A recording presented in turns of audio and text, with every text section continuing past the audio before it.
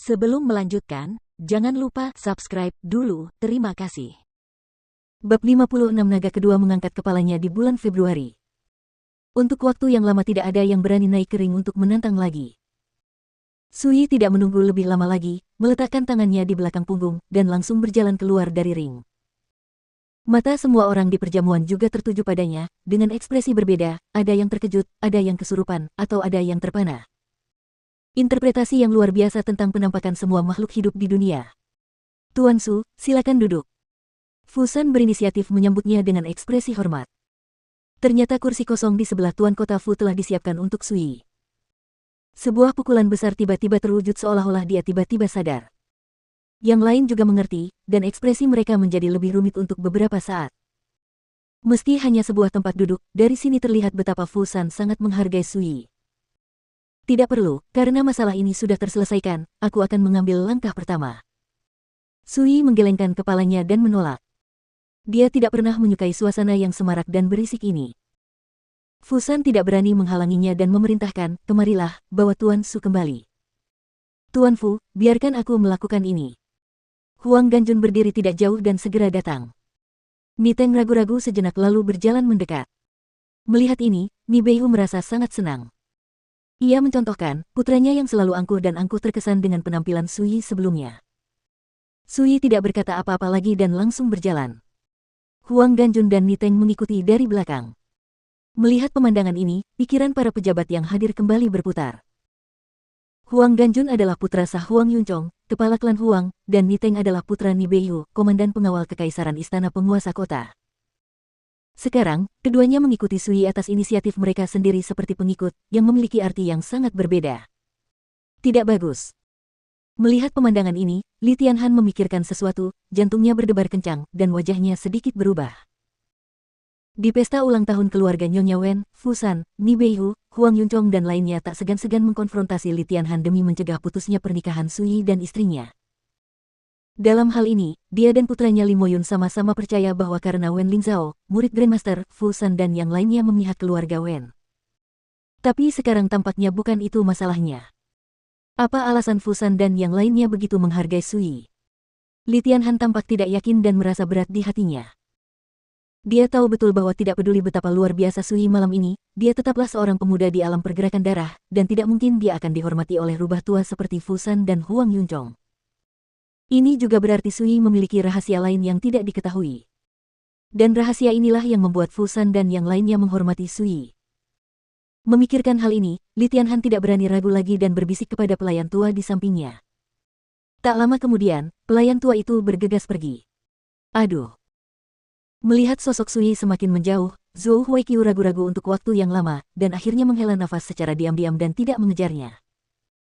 Dia sudah punya firasat bahwa meskipun dia berusaha keras meminta Sui kembali ke King He Jianfu untuk berlatih, Sui tidak akan setuju.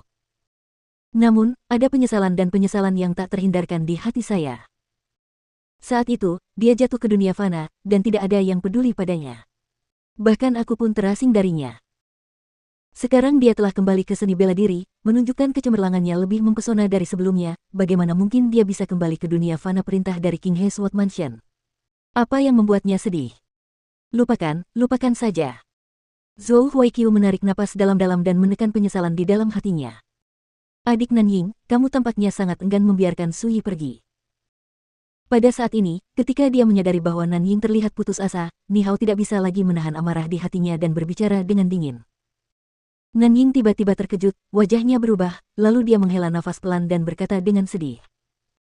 Kakak senior Ni Hao, kamu juga tahu bahwa aku telah bersama kakak senior Sui selama 3 tahun. Kupikir dalam hidup ini, aku akan melakukannya tidak akan pernah bisa melakukannya lagi. Siapa yang mengira bahwa dia akan ada hubungannya dengan dia, tetapi dia akan menyaksikan adegan ini hari ini. Semakin dia mengatakan ini, wajah Ni Hao menjadi semakin gelap, dan kecemburuan melonjak di dadanya. Nanying jelas menyadarinya, dan diam-diam mengubah topik dan berkata, namun, dalam hatiku, kakak senior, kamu akan selalu tak tergantikan. Terlebih lagi, jika aku benar-benar masih memiliki perasaan padanya, Sui, bagaimana aku bisa memilikinya?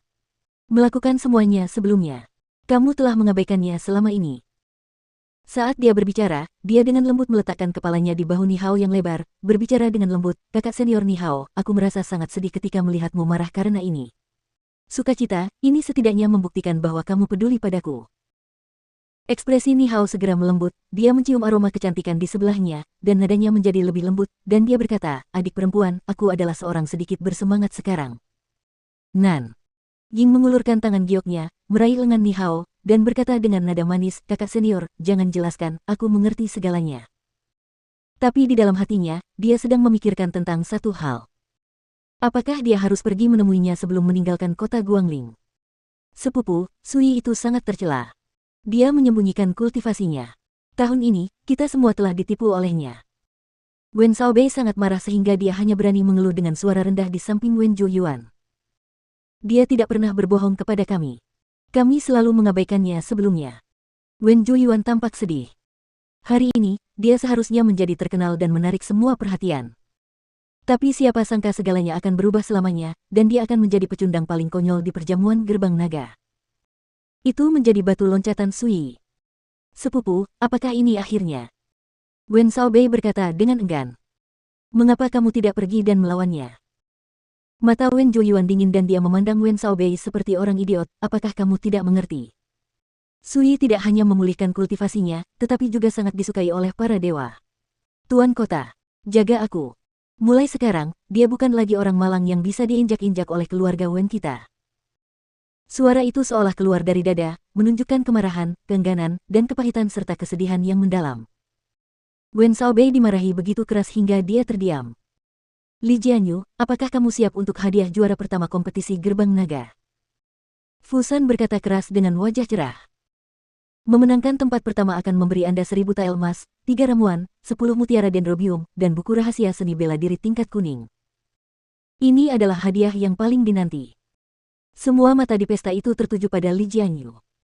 Ekspresi Li Jianyu membeku dan dia mendengus dingin, ini hadiah kecil, mengapa kamu perlu Fusan mengingatkanmu? Besok pagi, saya akan mengirim seseorang untuk mengirimkan hadiah ke kota Guangling. Di sini, dia yakin akan kemenangan. Tak satu pun dari mereka menyiapkan hadiah. Tapi sekarang, kemunculan Sui secara langsung menghancurkan rencananya. Dia tidak hanya kehilangan Pulau Lingzhu, tapi dia juga harus mulai berpikir untuk mempersiapkan properti ini. Mengatakan dia tidak marah adalah kebohongan mutlak. Jangan lupa, ada Pulau Lingzhu. Mulai sekarang, pulau itu akan dikuasai oleh rumah tuan kota-kota Guanglingku. Jika Fu menemukan orang lain mendekati pulau ini, dia akan dibunuh. Kata-katanya penuh dengan niat membunuh. Li Jianyu tidak bisa duduk diam lebih lama lagi, berdiri, dan pergi dengan mengibaskan lengan bajunya. Jika kamu tinggal lebih lama lagi, Fusan akan sangat marah. Segera setelah itu, tokoh penting lainnya di kota Loyun juga berdiri dan pergi satu demi satu. Di kota Guangling, suasananya menjadi hidup, dengan para tamu dan teman mengobrol, tertawa, dan minum anggur. Bagaimanapun, Sui mewakili kota Guangling dan memenangkan tempat pertama dalam kompetisi gerbang naga, yang membuat para petinggi di sini merasa bangga. Tidakkah kamu lihat, yang kalah hanya bisa meninggalkan permainan lebih awal dengan putus asa? Di Sungai Dacang pada malam hari, ribuan layar melayang dan lampunya seperti naga. Kabar bahwa Sui menjadi juara pertama kompetisi gerbang naga menyebar ke kedua sisi Sungai Dacang dengan kecepatan yang mencengangkan, dan juga diketahui masyarakat awam di kedua kota tersebut. Untuk sesaat, suara sensasi dan keributan bergema tanpa henti di malam hari. Di gerbang kota. Kalian bisa kembali, tidak perlu mengirim mereka lagi. Sui berhenti dan menatap Huang Qianjun dan Ni Teng. Huang Qianjun sangat peka dan mengangguk sambil tersenyum. Ni Teng ragu-ragu sejenak, lalu membungkuk kepada Sui dan berkata, Saudara Su, terima kasih atas bimbinganmu sebelumnya. Aku, Ni Teng, tidak akan pernah melupakan kebaikan seperti ini. Motian Ni Teng akhirnya memahami esensi dan pesona seni bela diri ini melalui penampilan duel Ling, menggenggam tangan burung. Sekarang ketika dia menghadapi Sui lagi, dia merasakan rasa hormat dan kekaguman di hatinya. Ingat apa yang kamu katakan saat itu? Sui mengangguk, berbalik dan berjalan ke gerbang kota sendirian. Apa yang aku katakan saat itu? Ni Teng terkejut, dan segera menarik napas dalam-dalam dan mengarahkan tangannya ke punggung Sui di kejauhan. Saudara Su, jangan khawatir, Ni Teng tidak akan pernah melupakannya. Kata-kata apa? Huang Qianjun tidak tahan. Itu tidak ada hubungannya denganmu. Ni Teng berbalik dan pergi. Huang Ganjun buru-buru menyusul dan berkata, Saudara Ni, tunggu saya. Ngomong-ngomong, kita berdua dianggap sebagai anggota kelompok saudara Su. Mulai sekarang, kita akan semakin dekat. Mengapa kita tidak pergi ke rumah bordil dan bersenang-senang malam ini? Aku kenal Yan. Gadis jenaka yang terkenal itu mahir dalam segala hal bermain, dan menyanyi, dan dianggap sebagai salah satu yang terbaik di Guangling. Keduanya perlahan menjauh. Di dalam gerbang kota, Sui berjalan santai sendirian. Sebagian besar masyarakat kota keluar kota untuk menyaksikan kemeriahan tersebut, membuat jalanan dan gang yang tadinya ramai menjadi sepi, kosong dan remang-remang. Kadang-kadang, orang-orang yang menyaksikan kegembiraan kembali ke kota, berbicara dengan penuh semangat tentang kompetisi gerbang naga berdua dan bertiga. Namun saat melewati Sui, tidak ada yang mengenali pemuda yang baru saja dengan mudah memenangkan juara pertama kompetisi gerbang naga. Hingga tiba di Xinghuang Medical Center. Sui berbalik dan menatap langit malam. Bulan cerah, bintang jarang, dan awan seringan kucing. Di kejauhan di luar kota, terdengar suara kegembiraan yang samar-samar, yang menjadi halus di malam yang sepi. Kapan masalah dunia akan berhenti, kemakmuran akan hilang. Sui berkata pada dirinya sendiri, berjalan menuju rumah kuning aprikot, sosoknya yang tinggi muncul sendirian di malam hari. Hari ini jatuh pada hari kedua bulan lunar kedua tahun 399 kalender Zhou Agung, hari kedua bulan kedua musim semi dan bulan pertama bulan lunar pertama. Langit dan bumi terbangun, dan segala sesuatu menjadi hidup kembali. Melihat bintang-bintang, di antara 28 rasi bintang, kepala 7 rasi bintang Changlong muncul dari langit timur pada hari ini, sedangkan seluruh tubuh Changlong masih tersembunyi dalam kegelapan.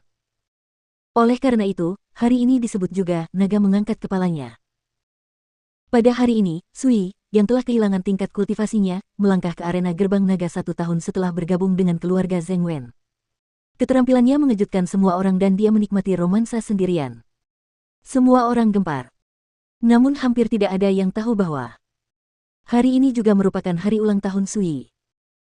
Dalam ingatan Sui, ibunya dalam kehidupan ini, Ye Fei, juga meninggal karena penyakit serius pada hari ini. Baru berusia 4 tahun, dia ditinggalkan sendirian di dunia.